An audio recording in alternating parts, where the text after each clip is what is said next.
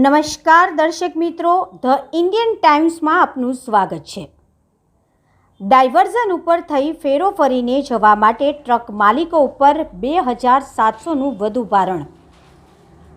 મુખ્ય તહેવારોની સિઝનમાં મુખ્ય ધંધાને સમસ્યાઓનું ગ્રહણ લાગ્યું। ડોલોમાઇટ ઉદ્યોગ બંધ હોય જ્યારે રંગોળીની સિઝન ફેલ હોય ત્યારે ટ્રક માલિકોએ પણ માથે હાથ મૂકીને રોવાનો વારો આવ્યો। છોટાઉદેપુર પંથકમાં 20 જેટલા ટ્રાન્સપોર્ટ આવેલા છે, જ્યારે 200 જેટલી હેવી ગાડીઓનું સંચાલન આ ટ્રાન્સપોર્ટ સંચાલકો કરી રહ્યા છે, જ્યારે આ ધંધા ઉપર 500થી વધુ ટ્રક ડ્રાઈવરો સહિત કર્મીઓ અટવાઈ ગયા છે। પરંતુ છેલ્લા ઘણા સમયથી છોટાઉદેપુર રાષ્ટ્રીય ધોરીમાર્ગ 56 ઉપરના મુખ્ય બ્રિજોની જર્જરિત અવસ્થાના કારણે તંત્ર દ્વારા ભારદારી વાહનો માટે આ બ્રિજ બંધ કરી દેવામાં આવ્યો છે। અધૂરામાં પૂરું પાવી જેતપુર સિહોદનો બ્રિજ તૂટી જતા અને ડાયવર્ઝન ધોવાઈ જતા મુખ્ય રસ્તા પર બંધ છે, ત્યારે મોટા ભારદારી વાહનોનું સંચાલન કરતા ટ્રાન્સપોર્ટના ધંધા પર પણ માઠી અસર જોવા મળી રહી છે।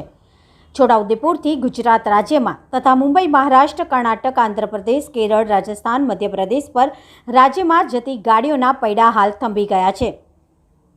છોટાઉદેપુર જિલ્લામાં આવેલા ડાયવર્ઝનને લઈને 60 કિલોમીટર કરતાં વધુનો ફેરો કરી આ ટ્રક ચાલકોએ જવું પડે છે, જેનું આર્થિક ભારણ ₹2700નું ડીઝલ પોસાય એમ નથી। જ્યારે ગોળ ફરીને જવામાં સમયનો પણ ઘણો બગાડ થાય છે, જ્યારે અન્ય રાજ્યોને જોડતો નેશનલ હાઈવે નંબર 8 ઉપર પહોંચતા સમય અને નાણાંનો વધુ વ્યય થતાં ભાડું પોસાય તેમ નથી, જેથી તહેવારના સમયમાં ટ્રક માલિકો, ટ્રાન્સપોર્ટ સંચાલકો અને શ્રમિકો મૂંઝવણમાં મુકાયા છે।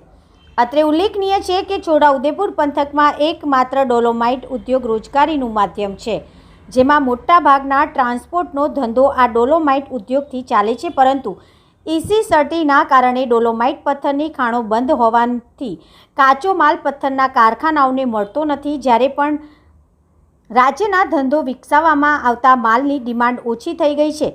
અધૂરામાં પૂરું છોટાઉદેપુર પંથકના રસ્તાઓમાં લાંબો ફેરો ફરી જવામાં તથા ડાયવર્ઝનના કારણે ભાડું પણ પોસાય તેમ નથી, જેથી ટ્રાન્સપોર્ટ ઉદ્યોગ અને ડોલોમાઇટ ઉદ્યોગ બંનેને આવનારા મુખ્ય તહેવારોના ગણતરીના દિવસો બાકી હોય તેવા સમયમાં પણ સમસ્યાનું ગ્રહણ લાગી ગયું છે, જ્યારે વહેલી તકે તંત્ર દ્વારા સીધો રસ્તો શરૂ કરવામાં આવે તેવી પણ પ્રજા તથા વેપારી અને ધંધાદારીઓની માંગ કરી રહ્યા છે।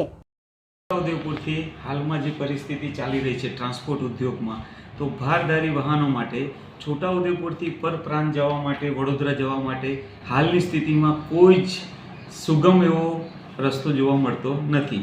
જે રસ્તા હમણાં ચાલુ છે તે રસ્તા ખૂબ ફરીને જવું પડે છે, તેમાં સમય, ઈંધણ અને ગાડીનો ત્રણેયને નુકસાની થાય છે। અને જે ગાડીઓ ફરીને જાય છે એના કારણે જે દર વર્ષે જેવું દિવાળી પર જે રંગોળી અને ડોલોમાઇટની તેજી જેવું આવતું હોય છે તે આ વખતે તો જોવા જ નથી મળ્યું।